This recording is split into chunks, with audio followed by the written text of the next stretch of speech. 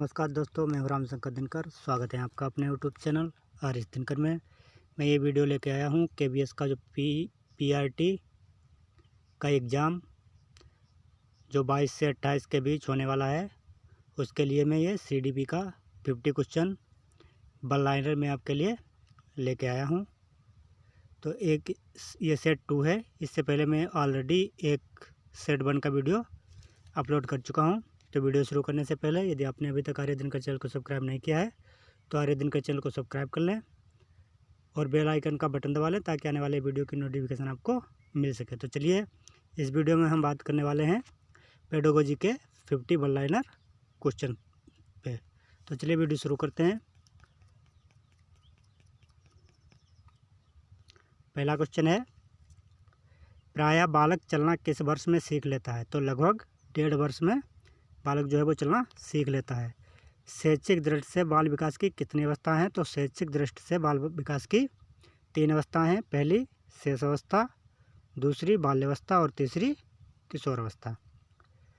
अगला क्वेश्चन है, बालक में सर्वप्रथम भय, क्रोध तथा प्रेम के संवेग विकसित होते हैं। ये किसने कहा है? तो ये बाहन ने कहा है। अगला क्वेश्चन है, प्रथम बाल निर्देशन केंद्र किसके द्वारा खोला गया था? तो ये विलियम हिली के द्वारा खोला गया था। 5 नंबर क्वेश्चन है, किसकी क्रियाशीलता का संबंध मनुष्य की पाचन क्रिया से भी होता है? तो ये अधिवृक्क ग्रंथि होती है।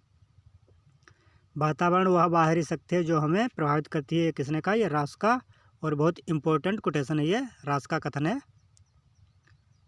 कि वातावरण जो होता है वह बाहरी शक्ति है जो हमें सबसे अधिक प्रभावित करती है। अगला क्वेश्चन है, बुद्धि परीक्षण निर्माण के जन्मदाता? तो बुद्धि परीक्षण निर्माण के जन्मदाता जो है वो है अल्फ्रेड बिने।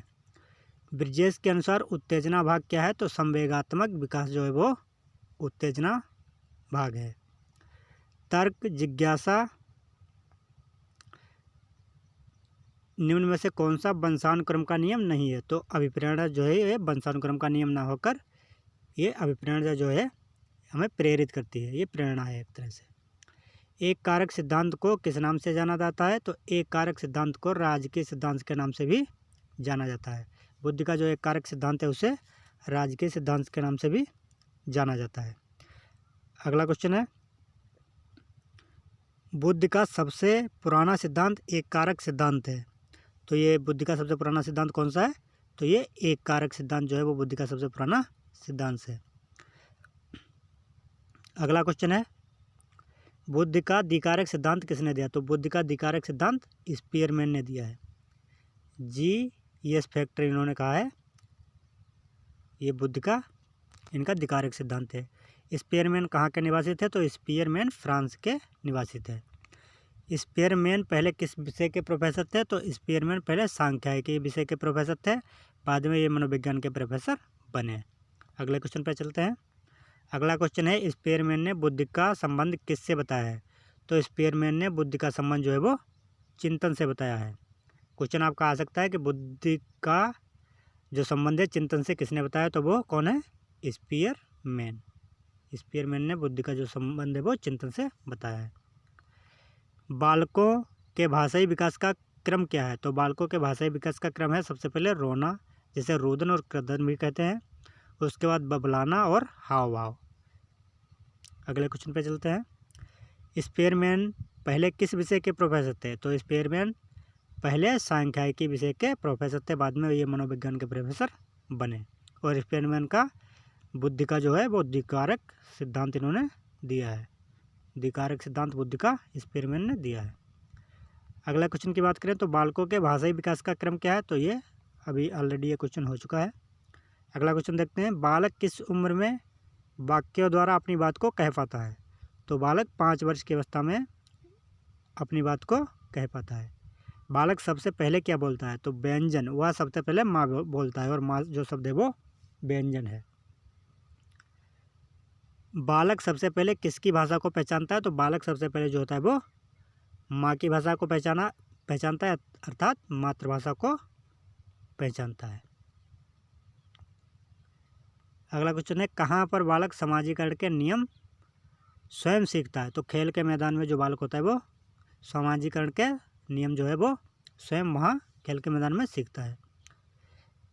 जैसे आपस में सहयोग करना, अपने क्रोध एवं संयम करना और त्याग करना, यहाँ ये बालक जो होता है वो स्वयं से समाजीकरण के नियम सीखता है। बालक में नकारात्मक सोच कौन सी अवस्था में उत्पन्न हो जाती है? तो नकारात्मक जो सोच होती है वो किशोर अवस्था में उत्पन्न हो जाती है। अगला क्वेश्चन है, कर्ट लेविन कहाँ के निवासी थे? तो ये कुर्ट लेविन नहीं है, जर्मनी के निवासी है। गेस्टाल्टवादी क्या है? तो जर्मनी के विद्वानों का जो समूह होता है उसे गेस्टाल्टवादी कहते हैं। इसमें कोहलर, कोफ्का और बर्दीमर शामिल है। तो ये जो सभी हैं ये गेस्टाल्टवादी विद्वान कहे जाते हैं। अगला क्वेश्चन है, कर्ट लेविन किस संप्रदाय के समर्थक थे? तो ये संज्ञानवादी संप्रदाय के समर्थक थे कर्ट लेविन। क्षेत्र सिद्धांत को किस किस नाम से जाना जाता है? तो क्षेत्र सिद्धांत को 3 नामों से जाना जाता है: संज्ञानात्मक क्षेत्र सिद्धांत, स्थान मनोविज्ञान सिद्धांत और बाल दिशा मनोविज्ञान। अगले क्वेश्चन पे चलते हैं।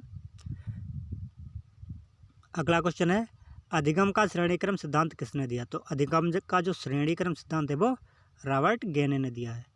रॉबर्ट गेने किस संप्रदाय से समर्थक थे? तो ये भी संज्ञानवादी विद्वान है। अगले क्वेश्चन पे चलते हैं। मानसिक आयु के माध्यम से बुद्धि को प्रभावित किसने किया? तो मानसिक आयु के आधार पर मानसिक आयु का इन्होंने सूत्र भी दिया है, तो ये अल्फ्रेड बिने हैं। इन्होंने बताया कि बुद्धि 2 प्रकार की होती है, मानसिक आयु बुद्धि और वास्तविक आयु वृद्धि। अल्फ्रेड बिने किस देश के निवासी? तो ये फ्रांस के निवासी थे। अगला क्वेश्चन है, अल्फ्रेड बिने किस विषय के प्रोफेसर थे? तो ये मनोविज्ञान के प्रोफेसर थे।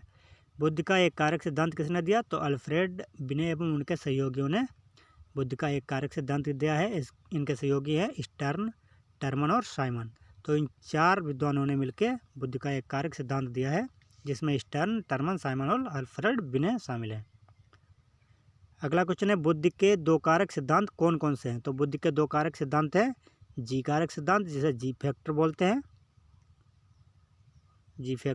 हैं, इसे, और यस कारक सिद्धांत को यस फैक्टर बोलते हैं। और ये सिद्धांत जो किसका है? ये सिद्धांत जो है वो स्पीयरमैन महोदय का है। अगला क्वेश्चन है, बुद्धि का समूह कारक सिद्धांत किसने दिया? तो थ्रस्टन ने बुद्धि का समूह कारक सिद्धांत दिया है, और इनके अनुसार बुद्धि जो होती है वो 7 कारक होते हैं बुद्धि के। थ्रस्टन के अनुसार बहुकारक सिद्धांत में इन्होंने 7 कारकों को सम्मिलित किया है। अगला क्वेश्चन है, बुद्धि का बहुकारक सिद्धांत किसने दिया? तो ये थार्नडाइक ने।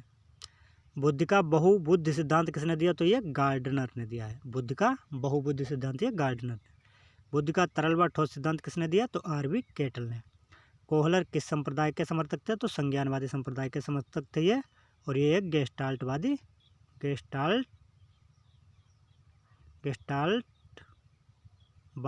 विद्वान है ये कोहलर। अगला क्वेश्चन है, चूहे पर अपना प्रयोग किस वैज्ञानिक ने किया? तो स्किनर ने चूहे पर प्रयोग किया, और स्किनर किस संप्रदाय के समर्थक हैं? तो ये व्यवहारवादी संप्रदाय के समर्थक हैं। नए रचनात्मक कार्यों को सीखने पर कौन सा सिद्धांत बल देता है? तो अंतर्दृष्टि का सिद्धांत जो है वो नए रचनात्मक कार्यों को सीखने पर बल देता है। अगला क्वेश्चन है, अंतर्दृष्टि का सिद्धांत किस वैज्ञानिक ने दिया? तो ये कोहलर ने दिया, और ये गेस्टाल्टवादी सिद्धांत है से संबंधित है। मानसिक रूप से मंद बालकों को सीखने पर कौन सा सिद्धांत उपयोगी है? तो शास्त्रीय अनुबंधन का जो सिद्धांत है ये ई.एच. पावलाव का जो सिद्धांत है ये शास्त्रीय अनुबंध का सिद्धांत, ये मानसिक रूप से जो मंदबुद्धि बालक होते हैं उनके लिए बहुत ही उपयोगी है। संज्ञानात्मक सिद्धांत किसने दिया? तो ब्रूनर ने संज्ञानात्मक सिद्धांत दिया है। अगला क्वेश्चन है, ब्रूनर किस संप्रदाय के समर्थक थे? तो ये संज्ञानवादी संप्रदाय के समर्थक थे। कौन सा सिद्धांत जीव विधि के हर क्षेत्र पर बल देता है? तो ये क्षेत्रीय सिद्धांत है।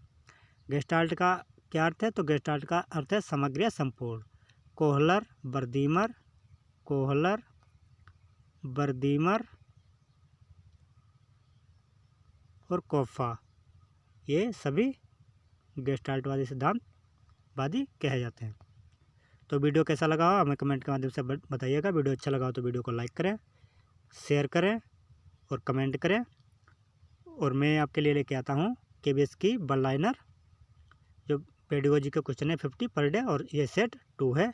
इससे ऑलरेडी मैं ये वीडियो अपलोड कर चुका हूँ और आने वाले समय में कल भी मैं इसी समय लगभग 1 से 2 बजे के बीच में आपके लिए एक वीडियो पर डे अपलोड करता रहूँगा जब तक आपका पेपर होना है। धन्यवाद।